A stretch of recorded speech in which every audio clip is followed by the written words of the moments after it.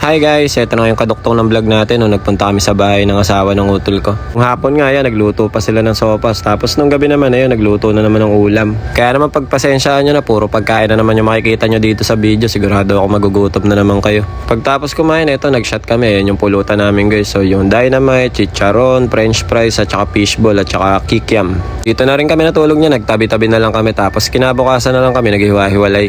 Kinaumagahan naman ito yung almusal namin guys. So sobrang sarap, may tinapa, hotdog, itlog, arroz caldo. Kompleto pa sa Ricardo yan. Meron pang fried garlic at saka chili garlic din. Sulit na sulit yung pagpasyal namin dito kasi ang sasarap ng mga pagkain tapos ang asikaso pa ng mga tao.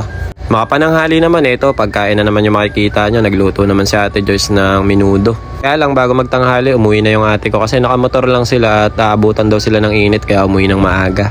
Pagtapos kumain, nagpahinga lang ng konti tapos nagduyan-duyan yung mga bata dito. Nag-away-away pa nga yan kasi isa lang yung duyan eh. Si Botchog naman guys lumabas tsaka si Mami Chere yun, nangangapit bahay si Botchog.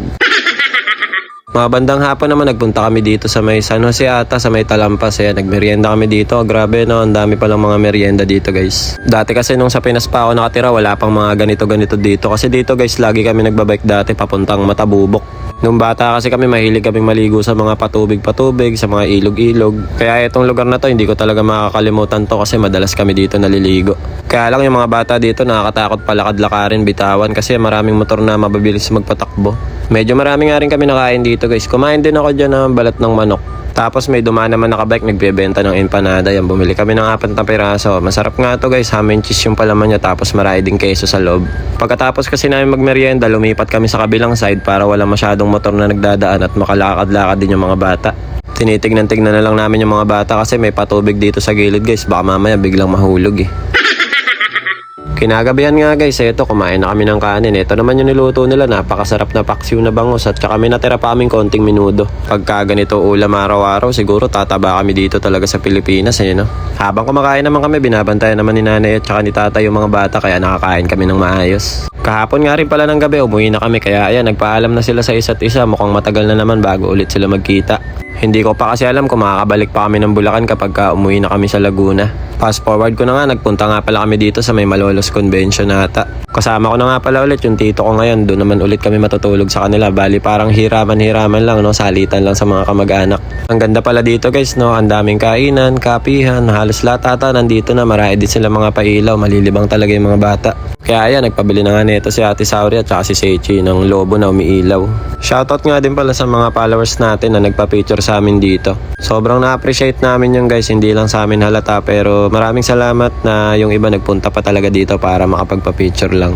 Kaya lang yung ibang followers natin na nakakita sa amin, nahihiya daw sila magpa-picture. Pagka ganun guys, huwag na kayo mahihiya, kapalan nyo na yung mukha nyo kasi tao lang din naman kami. Si Sari at si Sechi nga yan, budol na naman yung tita Mika nila, napagastos na naman ng wala sa oras.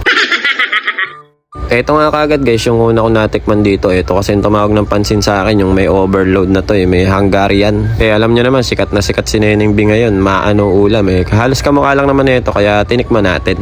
At ito na nga siya guys, sa halagang 75 pesos, meron ka ng overload cheese no? Sobrang daming cheese niyan mahilig pa naman ako sa keso, kaya paborito ko talaga to. Tapos ito rin guys, yung madalas ko nakikita sa TikTok, yung Ilocos empanada. Curious din ako sa lasa nito, kaya tinikman ko din. Okay naman yung lasa niya guys, sakto lang. Hindi ko siya masyadong nagustuhan kasi first time ko lang din nakatikim nito Malamig na rin kasi yung nabili namin. Siguro kung bagong luto to, masarap. May mga exotic food din ako nakita dito, kaya lang hindi ako nakakain talaga dyan guys kaya binidyohan ko na lang ng konti. Tapos ayun, after namin mag food trip sa gilid-gilid nagpahinga muna kami dito, naghanap muna kami ng maupuan. Talaga naman nag-enjoy kami dito kasi ang dami yung pwedeng bilhin, ang dami yung pwedeng kainan. Tapos ang dami ring tao no, parang peryaan yung itsura niya pero puro pagkain. Takbo nga ng takbo si Botchog dito guys sa may mga batong maliliit na to. Buti nga hindi nadadapa matibay itong bata na to Nakakapagod nga lang habulin kasi kung saan nagpupunta Diba ang ganda dito sa may Malolos. Tingnan nyo, pag gusto nyo lang mag-chill dito, magkape, mag-food trip, tamang-tama dito sa lugar na to. Bago nga kami umuwi, nakakita na naman ng laruan si Sechi, nagpabili nga yan ng robot. 430 nga yan, tinatawaran ko nga kay kuya ng 350, ayaw ibigay, 380 lang daw Siya nga pala guys, kaya nga pala kami napasyal dito sa Malolos. Yung pinsan ko kasi ay intrams dito ginanap sa may Malolos. Kaya habang iniintay namin na matapos yung intrams niya, ay nagmunta muna kami dito sa convention para mag food trip. Sa mga oras na to, 10:30 na rin ng gabi, kaya umalis na kami at susunduin na namin yung pinsan ko kasi tapos na rin yung intrams nila. At eto na nga, nasundo na namin siya, tapos na nga yung intrams nila. Bali yan, sabay-sabay na kami umuwi. Ang gaganda ng pinsan ko, no? Dati guys, nung paalis pa lang ako ng Japan, maliliit pa yan eh.